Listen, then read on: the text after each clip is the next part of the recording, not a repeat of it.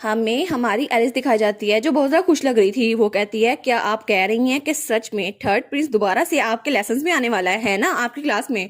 तो वहां पे सीना, ड्यूक और एलिस बैठे हुए थे। तो सीना कहती है हाँ बिल्कुल, उनको बहुत ज़्यादा मज़ा आया और वो उस माहौल में बहुत ज़्यादा कंफर्टेबल हो गए थे, इसलिए मुझे लगता है वो दोबारा ज़रूर आएंगे। तो एलिस कहती है क्या सच में, ये तो बड़ी अच्छी बात है। चलो अच्छा हुआ, आप तो वो ड्यूक का साथ दे सकते हैं ना। वैसे भी हमने अच्छा किया कि इस काम के लिए सीना को चुना है ना ड्यूक। तो वो कहता है हाँ हाँ बिल्कुल, वैसे भी तुमने अच्छा काम किया। और तब सीना सोचती है मैं तो इस बात को राजी रखने वाली थी, लेकिन जब काम हो जाता तब मैं इनको बताती। लेकिन सिस्टर इन लॉ एलिस ने मुझसे कहा कि मुझे बताओ ना क्या हुआ था, और तब मुझे उनको सब कुछ बताना पड़ा। लेकिन चलो खैर है। तो ड्यूक कहता है सीना मुझे तुमसे बिजनेस के बारे में कुछ बात करनी है, तो क्या तुम्हारे पास वक्त है। तो सीना कहती है हाँ हाँ बिल्कुल, आप बताएं आपको क्या बात करनी है। तो एलिस कहती है अच्छा ठीक है, तो आप लोग उस बारे में बात कर लें, वैसे भी मैं वॉक पर जा रही हूँ तो आपको फिक्र करने की जरूरत नहीं है। और उसके बाद वो बाहर निकल आई थी और वो गार्डन बहुत ज्यादा खूबसूरत था। तो वो बहुत ज्यादा खुश थी, तो उसके पीछे उसका गार्ड था। वो कहती है आज तो बड़ा मजा आ गया, आज तो मौसम भी बहुत ज्यादा अच्छा है ना, आज का दिन तो बहुत ही ज्यादा अच्छा है। और वो सोचती है इसके साथ ही थर्ड प्रिंस हमारे साथ आ जाएगा और फिर तो सारे मसले हल हो जाएंगे ना, सारी स्टोरी स्मूथली चलेगी। तो पीछे से उसका गार्ड कहता है आखिर ये क्या सोची जा रही है, इतनी ज्यादा खुश है। तभी उसे किसी से आवाज आती है ये बहुत ज्यादा जरूरी काम है, क्या हमें इसको बताना चाहिए। तो दूसरा कहता है हाँ हाँ हमें इसे बताना चाहिए। तो तब वहां पर देखती है तो वहां पे दो गार्ड्स थे। वो कहती है क्या गार्ड्स, लेकिन इस वक्त ये यहाँ पर क्या कर रहे हैं, क्या इनको कोई काम था। तो उनमें से एक गार्ड कहता है उसने कहा वो थर्ड प्रिंस है, लेकिन मुझे ऐसा लगता तो नहीं, उसका हुलिया तो ऐसा नहीं था। तो दूसरा कहता है लेकिन उसने कहा था ड्यूक को मैं इस बारे में बता दूं, क्या हमें ड्यूक को इस बारे में बताना चाहिए। तो तब हमारी हीरोइन सोचती है क्या थर्ड प्रिंस। तो तब उनके पास आती है, वो कहती है तुम लोगों ने क्या नाम लिया थर्ड प्रिंस, लेकिन उसके बारे में क्या। वो कहते हैं माई लेडी। तो तब उसको खंजर दिखाते हुए कहते हैं बाहर एक आदमी आया है जो बहुत ज्यादा जख्मी है और उसने कहा वो थर्ड प्रिंस है, लेकिन उसकी हालत ऐसी नहीं लग रही, और उसने कहा कि मैं ड्यूक को इतला दे दूं, लेकिन हमें पता नहीं था कि हमें ड्यूक को डिस्टर्ब करना चाहिए या फिर नहीं। तो वो सोचती है ये खंजर ये तो थर्ड प्रिंस का है। तो तब वो वहां से भागने लगती है, तो उसका गार्ड उसके पीछे भागता है। वो कहता है माई लेडी प्लीज रुक जाए। तो वो सोचती है थर्ड प्रिंस वो तो बहुत ज्यादा खतरे में होगा ना, वो जरूर इस वजह से यहाँ पर आया होगा। तो उसका गार्ड पीछे जाते हुए कहता है तुम लोग ड्यूक को अभी इतला करो, अभी के अभी ड्यूक को यहाँ पर आए। तो हमारी एलिस वहां से भाग रही थी। वो सोचती है थर्ड प्रिंस मुझे जल्दी से जल्दी वहां पहुंचना होगा। और तब वो गेट पे पहुंचती है तो थर्ड प्रिंस अपने डॉग के साथ वहीं पर बैठा हुआ था। वो सोचती है क्या ये सच में यहाँ पर है। तो तब वो गार्ड से कहती है दरवाजा खोलो। तो वो कहता है लेकिन हमें तो अभी तक कोई हुक्म नहीं मिला। तो एलिस कहती है मैंने कहा ना दरवाजा खोलो, अभी के अभी, बिल्कुल इंतजार नहीं करना। और तब उसने दरवाजा खोल दिया था। तो तब वो जल्दी से थर्ड प्रिंस के पास आती है। वो कहती है आप ठीक तो है ना। तो तब उसको जख्म पे देखती है और तब थर्ड प्रिंस कहता है मेरा डॉग बटली, प्लीज इसकी जान बचाओ। और उसके डॉग की बहुत ज्यादा बुरी हालत हुई थी। तो तभी वो ये कहकर वहां बेहोश रहता है हमारी रेस के ऊपर। वो कहती है योर हाइनेस आप ठीक तो हैं। तो तब वो अपने हाथों को देखती है तो वहां पर ब्लड लगा हुआ था। और तभी वहां पर ड्यूक आता है। वो कहता है माई लेडी। और तब उसने एलिस को पीछे कर लिया था। वो कहता है आप ठीक तो हैं। तो एलिस कहती है ड्यूक। और तब उसके गार्ड ने थर्ड प्रिंस को उठा लिया था। तो ड्यूक कहता है इनको अंदर लेके चलो, अभी इनको मेडिकल असिस्टेंट की जरूरत है। और उसके बाद वो लोग उन्हें अंदर ले आए थे और थर्ड प्रिंस वो वहां बेड पे लेटा हुआ था और उसके पास ही डॉक्टर था और सब लोग वहां पर थे, सीना, ड्यूक, एलिस। तो एलिस कहती है क्या इसकी तबीयत ठीक है, क्या ये ठीक हो जाएगा। तो डॉक्टर कहते हैं हाँ इसकी मरहम पट्टी तो मैंने कर दी है, मुझे लगता है कि ये ठीक हो जाएगा, लेकिन ये डॉग मुझे नहीं लगता कि इसके बारे में कोई उम्मीद बची है, मुझे लगता है ये मरने वाला है। तो वो कहती है क्या क्या इसके लिए कोई भी उम्मीद नहीं है। वो कहता है हाँ हाँ लेकिन मैं कोई वेट नहीं हूँ, लेकिन इसकी हालत देखकर जैसे इसकी सांस उखड़ रही है मुझे लगता है ये जल्दी मर जाएगा, इसलिए मैं इसके लिए कुछ नहीं कर सकता। तो सीना कहती है माय लेडी क्या थर्ड प्रिंस ने आपसे कुछ कहा था यहाँ आने से पहले। मुझे लगता है जरूर किसी ना किसी वजह से वो यहाँ पर आए होंगे, वरना वो कहीं और भी जा सकते थे। क्या उन्होंने आपको कोई इंस्ट्रक्शन दी थी। तो एलिस कहती है अरे हाँ अब मुझे याद आया, उसने मुझे कहा था कि मैं उसके डॉग को बचाऊं, बाटली। और तब उस डॉग को देखती है जो अभी तक बेचैन था। तो ड्यूक कहता है माय लेडी क्या आप कुछ कर सकती हैं। वो कहती है हाँ मुझे लगता है मेरे लिए ये ठीक रहेगा, वैसे भी इसकी जान जाने वाली है तो शायद मैं इसके लिए कुछ कर सकती हूँ।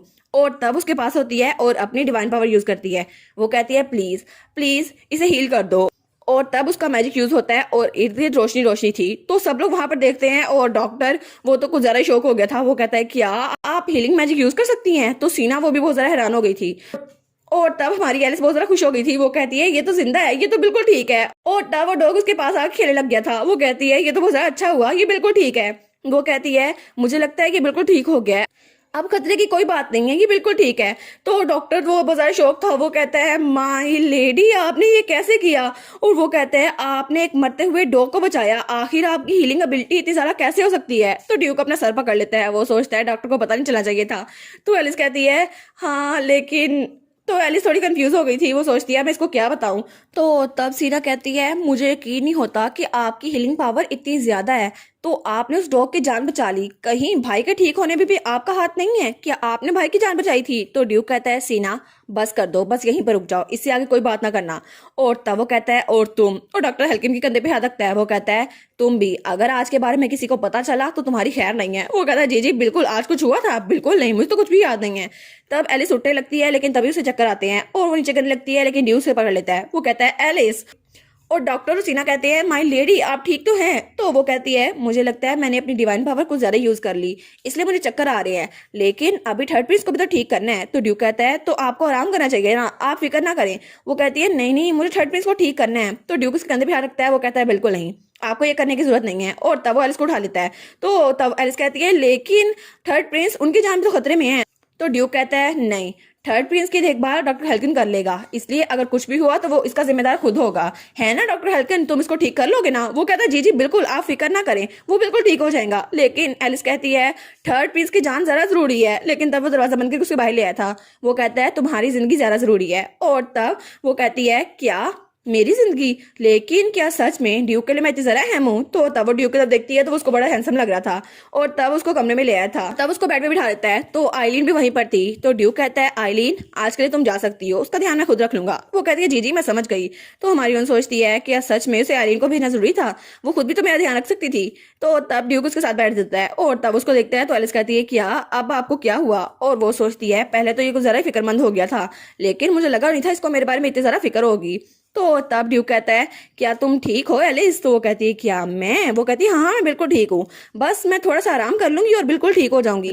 तो ड्यूक कहता है मैं तुम्हारे बाल सुलझा देता हूँ। वो कहती है क्या? लेकिन ये तो आइलिन का काम था ना, और आपको ये करने की जरूरत नहीं है। तो वो कहता है नहीं नहीं, ताकि तुम रेस्ट कर सको इसलिए ये काम मैं करूंगा। वो कहती है अच्छा।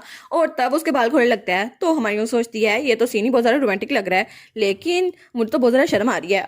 और तब वो जल्दी से उसके हाथ पीछे करती है और अपना रिबन खुद ही खोल लेती है। वो कहती है ये मैं काम खुद ही कर लूंगी। तो ड्यूक कहता है अच्छा।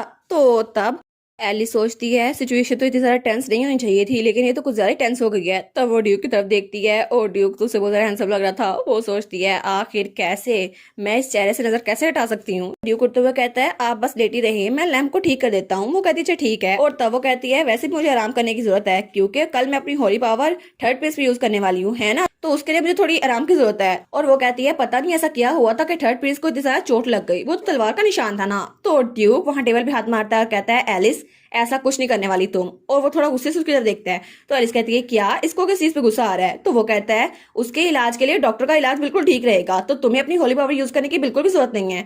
तो एलिस सोचती है क्या क्या इसको इस बात पे गुस्सा आ रहा है कि मैं अपनी होली पावर किसी और पे यूज कर रही हूँ? तो वो कहती है लेकिन क्या ये इसके लिए ठीक नहीं होगा कि थर्ड प्रिंस बिल्कुल ठीक हो जाए और वो इसके साथ मिल जाए, फिर तो इसकी पावर ज्यादा हो जाएगी ना। लेकिन ये इतना जरा गुस्सा क्यों हो रहा है? तो एलिस कहती है ड्यूक अगर मैं अपनी होली पावर किसी और पे यूज करूँ तो वो कम या खत्म नहीं होगी, तो मैं आप पे भी यूज कर सकती हूँ, इसलिए आपको फिक्र करने की जरूरत नहीं है, वैसे भी आपका इलाज साथ साथ चलता रहेगा। तो ड्यूक कहता है हाँ ये बात मुझे पहले से पता है, लेकिन इस वक्त ये बात करना जरूरी था। तो एलिस कहती है क्या?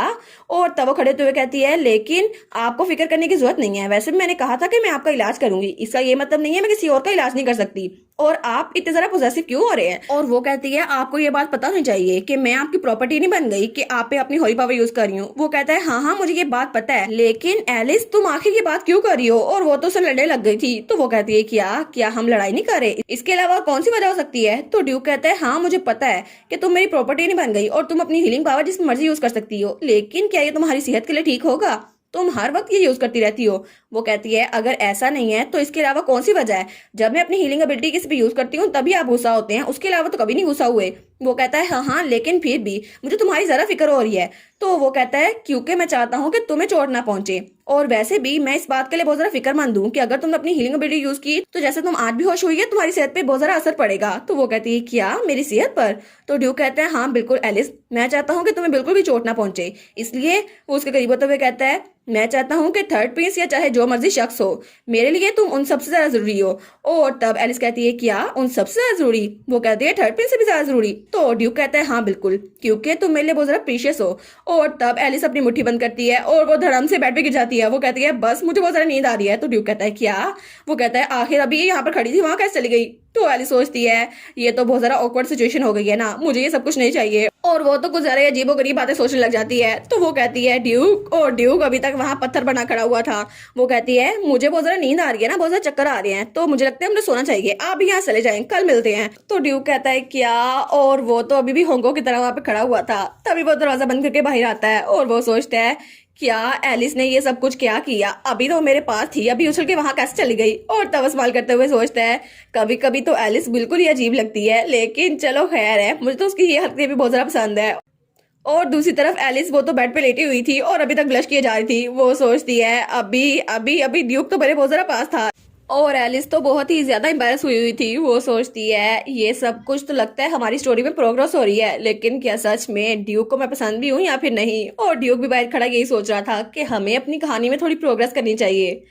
और उनकी प्रोग्रेस के साथ ये वाली एपिसोड यहीं पर खत्म। और अभी तक इसकी सिर्फ यही एपिसोड्स आई हैं। So sad.